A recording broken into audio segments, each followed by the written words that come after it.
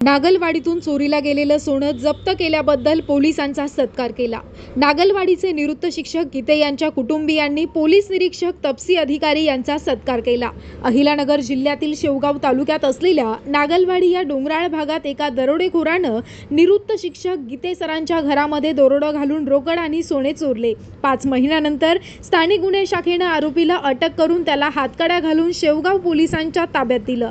शेवगावचे कर्तव्यदक्ष police निरीक्षक मोहन बोरसे यांनी या दरोड्याचा छडा लावला आणि तपास अधिकारी म्हणून पोलीस उपनिरीक्षक बाजीराव सानप यांच्या अथक प्रयत्नांनी घरातून चोरीला गेलेल्या 57 तोळ्यांपैकी 21 तोळे सोनं जप्त केलं।